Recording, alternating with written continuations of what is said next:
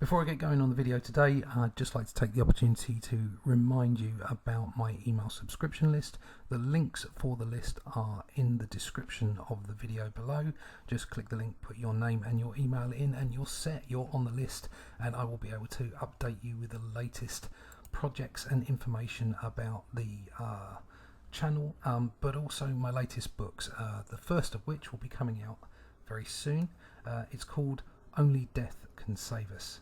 It's a very different version of death from what we've seen in pop culture so far, and he's coming out of retirement to help a transformed human soul, Chrissy, stop an ancient enemy from invading the Earth dimensions with his demon horde.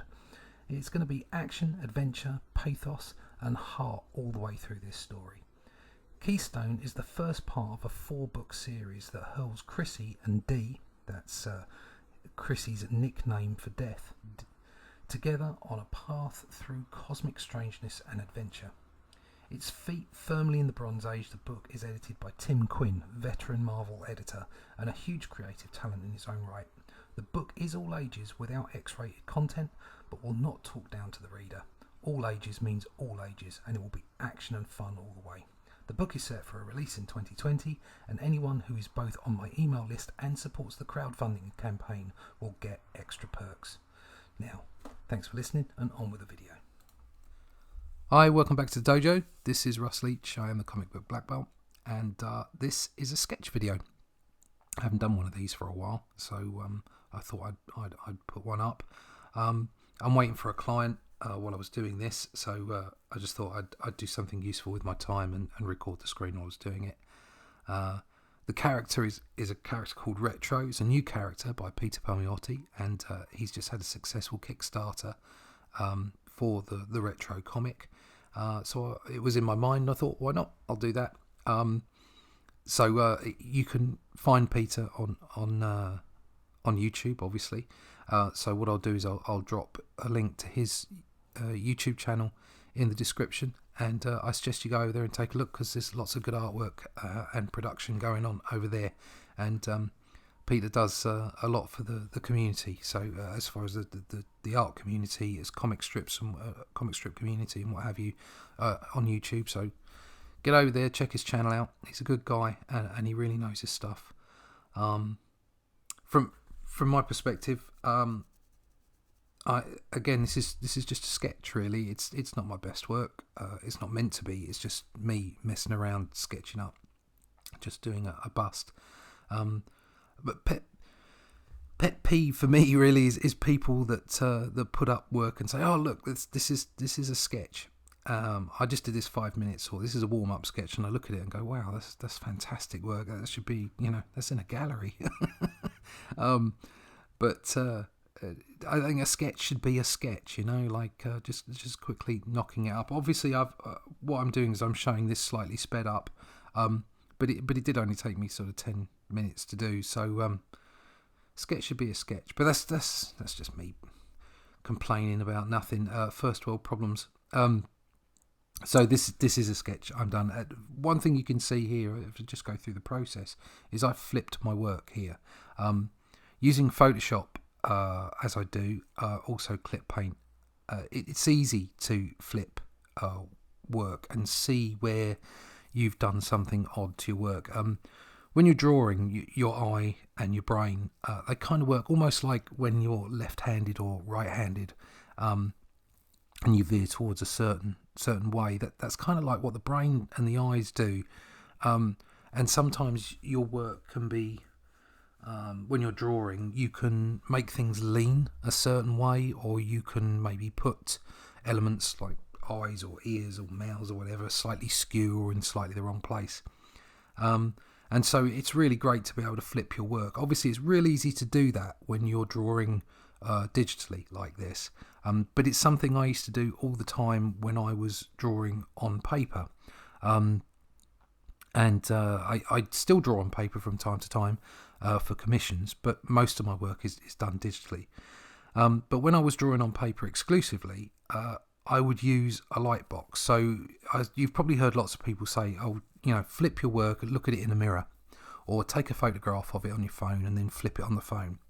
But something I used to do quite a lot of was I was always working on a light box, and I'd sketch out my work like I've done here, and then I'd turn the paper over so that I could see it reverse through with the light box on through the back of the paper, and then I could see where maybe I'd put an element like an eye or an ear in slightly the wrong place. It didn't quite look right, it didn't work quite right when you flipped it.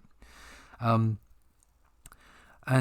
then what I'd do is I'd draw on the back of the paper the lines, my sketch lines, to make sure that I corrected those bits where the things were leaning or in the wrong place or what have you, and then flip the paper back over, and through the paper, because the light was on from the light box showing through, I then had guidelines to correct my work. So I'd kind of corrected myself by flipping the paper over, drawing on the back, flipping it back over. And if you do work on paper, I would suggest using a light box, because it's super helpful. It really makes a lot of things a lot easier. If you've decided you're going to draw digitally, don't ever think that it's cheating.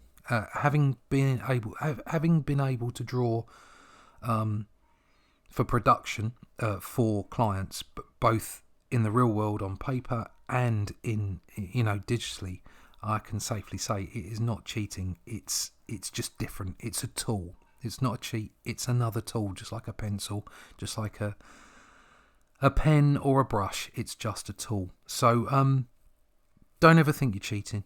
Don't ever think that. And always use the tools to their full extent. So flip those layers. See where you're doing things oddly.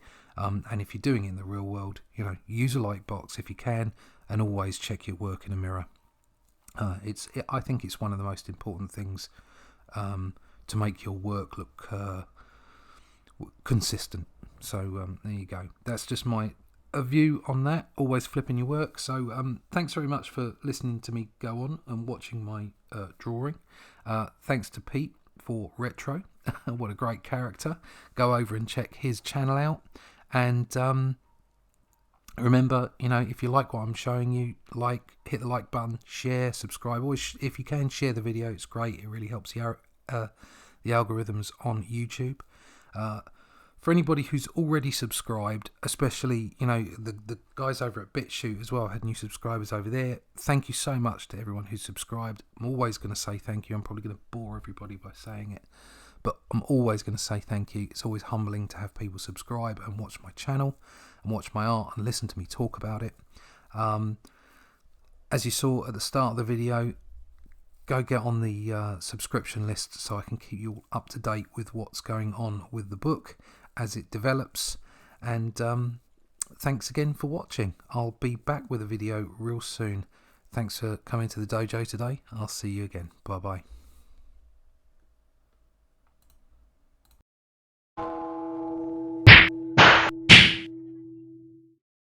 Thanks for watching Comic Book Black Belt. If you've enjoyed the content from this video, please like, share or subscribe, and come over and follow me on Twitter. It's been great having you in the dojo. See you again soon.